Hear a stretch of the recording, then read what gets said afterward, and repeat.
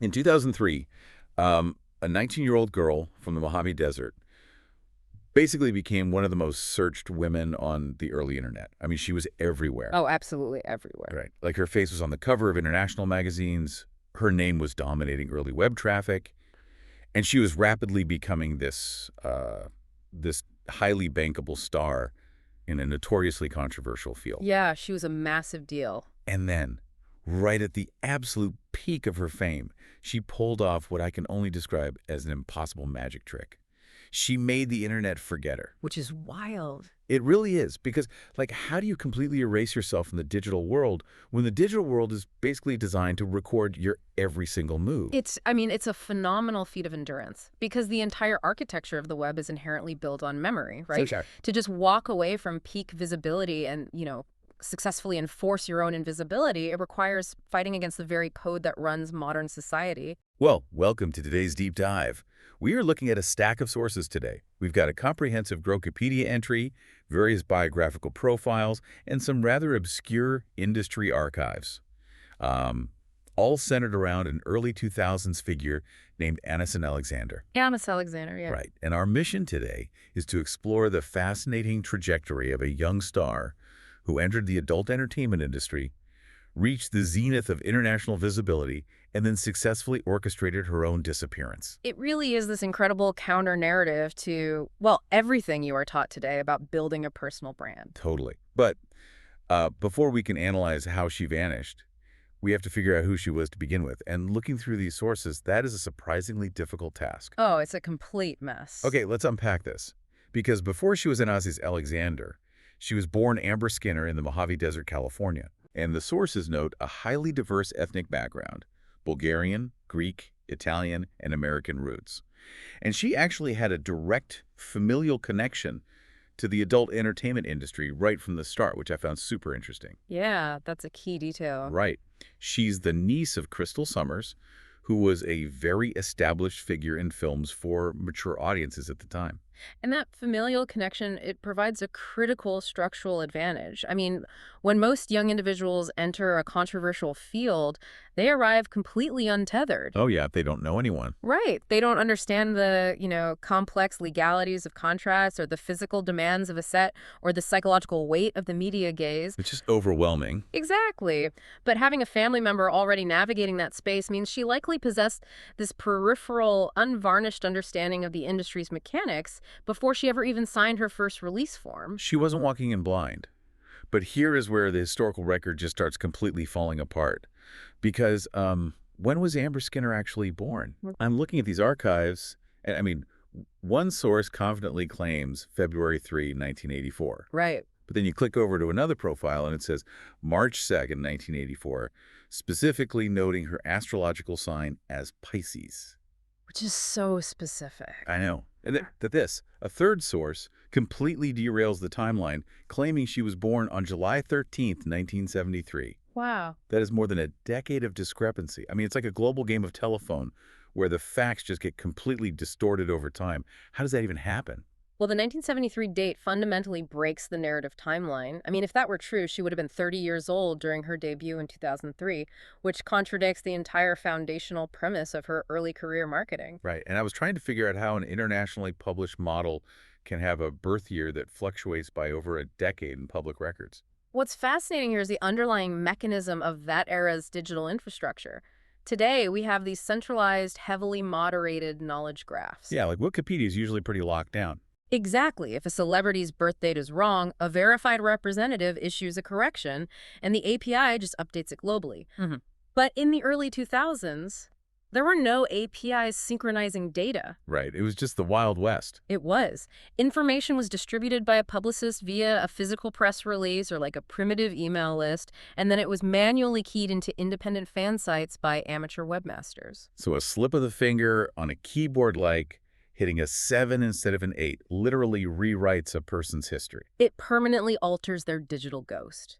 And because those independent sites were constantly scraping each other for content to build traffic, that single typo just propagates exponentially. That is insane. And, the inclusion of the astrological sign, the Pisces thing, and the March 1984 claim, that's also a massive tell. Oh, How so? Well, in early internet personality marketing, providing granular, seemingly intimate details like a star sign was a highly calculated tactic to bridge the parasocial gap. Ah, to make her feel closer to the audience. Exactly. It makes a distant media figure feel accessible and knowable to you, the consumer. Which perfectly sets the stage for her meteoric rise.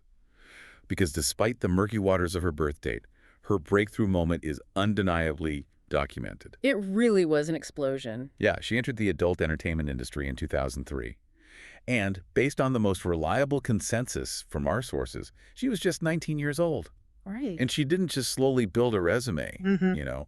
She achieved a monumental, career-defining milestone almost immediately. In November 2003, she was crowned Penthouse Pet of the Month. Which is huge if your only context is today's highly decentralized, TikTok and YouTube landscape. It is incredibly difficult to overstate the cultural and economic gravity of a major print centerfold in 2003. It was an absolute kingmaker. 100%. The Victorial was shot by the renowned photographer Suze Randall, and it started on page 59 of the issue. But what I found most revealing in the sources is how they actually constructed her marketing persona. Oh, the copy is fascinating. Yeah. The text describes her as a 5'6" California stunner and an all-natural wild child. They highlighted her hypnotic green eyes, her honey blonde hair, and they prominently published her exact body measurements, which were listed variously as 32C 2432 or 34C 2432. Very precise. Right. And the text claims she balanced youthful curiosity with a growing confidence. But, I have to push back on this a little. Was the all-natural wild child and youthful curiosity label an authentic reflection of her personality?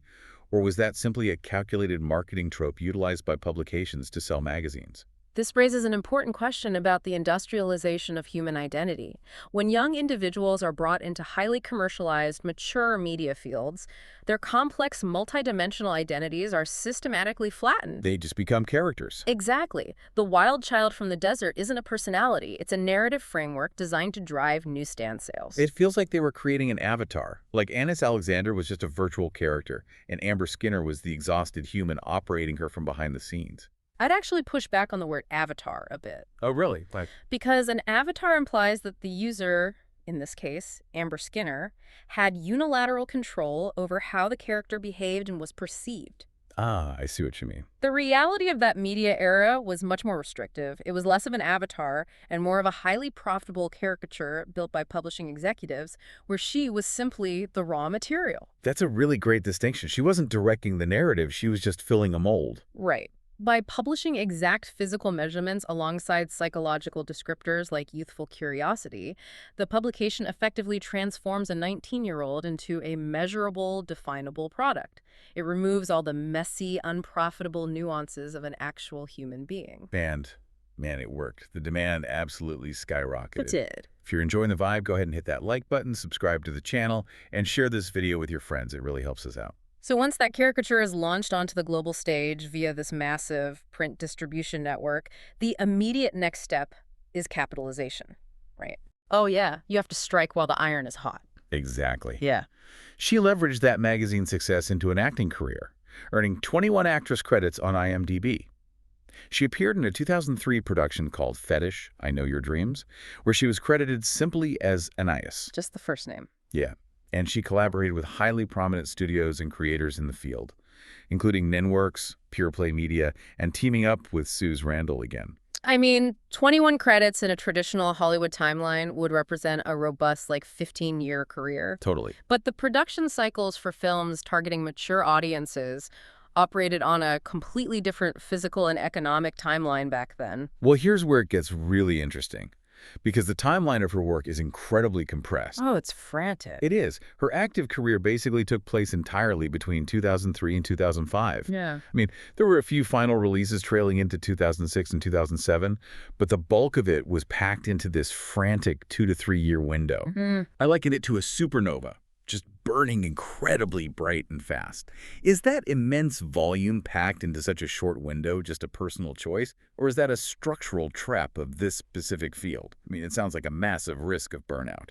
It is absolutely a structural trap. You have to understand the economic engine of the DVD and VHS era of adult entertainment. Okay, lay it on me. The studios were entirely dependent on physical retail distribution.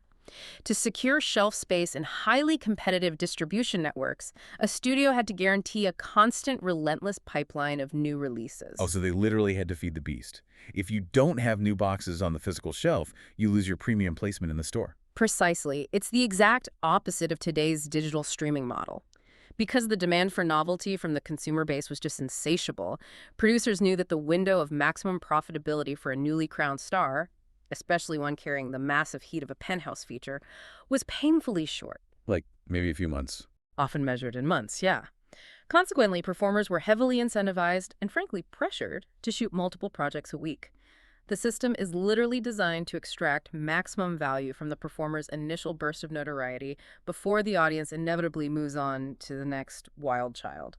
It's basically a literal extraction economy. You take a 19-year-old, thrust her into a highly controversial, physically demanding environment, strap the weight of international visibility to her back, and run her at a breakneck pace until the novelty wears off. And it is an incredibly volatile combination that invariably leads to immense psychological and physical exhaustion. Which makes her final move the most profound part of this entire deep dive. Because that supernova burned out just as quickly as it ignited. And it leads to her most defining yet totally invisible act. Her absolute uncompromising withdrawal from public life. Her disappearance. Yes. According to the archives, she abruptly retired from the industry around 2007. And since then, she has maintained a spectacularly low public profile. No new modeling, no acting, no recorded interviews, no public updates in reputable sources whatsoever. Nothing. Total radio silence. Even when archival clips of her surfaced and went viral again as late as 2017, she never returned to capitalize on them. And that silence during the 2017 resurgence is the ultimate stress test of her resolve. Oh, so? Well, in the modern attention economy, when older material resurfaces and goes viral, the standard playbook is to immediately launch a comeback tour. You start a new social media channel, or you leverage the renewed attention into quick monetization. But she refused. She didn't do any of that. Reports indicate she currently lives a quiet life with her daughter, completely detached from her previous career. Which is incredible. So what does this all mean? Because I want to directly challenge the Wikipedia entry we use as a source. Oh, absolutely. The article concludes by claiming her primary legacy is tied to her penthouse feature. And I just think that is entirely backwards. I agree. Her actual legacy is the masterclass she gave in reclaiming her privacy. Getting famous is largely about catching the right wave of media economics, but stepping off that wave on your own terms and surviving the undertow. That takes unimaginable discipline. If we connect this to the bigger picture, her story perfectly encapsulates the brutal reality of the right to be forgotten in the digital age. Yes, the right to be forgotten. I was looking at how algorithms decay.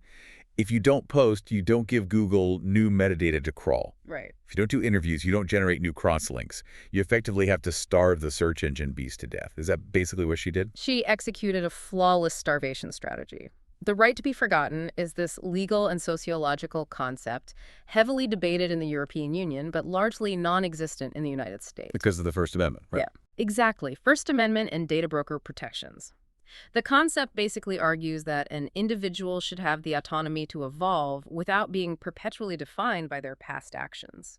But when your past is inherently tied to a highly searched, heavily archived industry that generates massive web traffic, then the internet actively fights your right to evolve. Because there is a massive financial incentive for the internet to keep you frozen in time, those archival clips from 2003 still generate ad revenue for someone today. Wow. So every time a former public figure engages with the media, even just to say, hey, leave me alone, they actually feed the algorithm. Exactly the issue. They generate fresh metadata, they refresh their relevance in the search indexing, and they trigger a whole new wave of archival sharing. So by maintaining absolute ironclad silence from 2007 onward, she denied the algorithm the oxygen it needed. She did. She let the highly constructed caricature of Anais Alexander slowly sink into the static of the early internet, which created enough distance for Amber Skinner to actually live a private life offline. You have to actively choose every single morning not to defend yourself on a fan forum. You have to ignore the archival clips popping up. You have to walk away from the easy money of a retrospective interview. It is a radical rejection of the premise that visibility equals value. We are deeply conditioned today to believe that if you are not seen, you do not matter. Right. Choosing invisibility, especially when visibility was previously your primary source of income and status, is just an incredible display of psychological autonomy. So just to recap this incredible journey for you listening, we started with Amber Skinner, a young woman from the Mojave Desert, whose origins were continually distorted by the unmoderated, echo chamber reality of early web archiving. Yeah. At 19, she suddenly catapults to fame, stepping into the highly manufactured, heavily marketed role of Anais Alexander. She navigates a grueling, high-frequency production cycle with major studios, designed to essentially strip mine her notoriety for physical retail distribution, living entirely within the center of a massive public gaze. And then, she executes the ultimate intentional disappearing act. She walks away, starves the algorithm of new data, and successfully reclaims her right to simply be a private human being. It's an amazing pivot. It really forces you to think about the weight of your own digital footprint. I mean, we all leave a trail online. We all have eras or opinions or identities that we eventually outgrow. Right. And sometimes it feels like the internet's memory will never let you evolve past them. Right. But her story is proof that transitioning away from a highly visible, controversial past is mechanically possible. You just have to have the willpower to stop feeding the machine. It demands an unyielding boundary between the persona you sold to the public and the person you are actually trying to become. Absolutely. So I want to leave you with this final thought to mull over. We live in a modern society where people are absolutely desperate to build a permanent, inescapable personal brand on social media. Oh, everyone wants to be famous. Right. People will do almost anything to ensure they are perceived and remembered by strangers. So what can we learn from the psychological strength it takes to reach the very peak of international visibility in your field? Look around at the machinery keeping you there and confidently decide to turn the camera off forever, just so you can experience the profound luxury of an ordinary life. That's a great question. Maybe true power isn't about how many people know your name. Yeah. Maybe true power is having the ability to make them forget it, something to explore on your own the next time you feel the urge to broadcast your life to the world.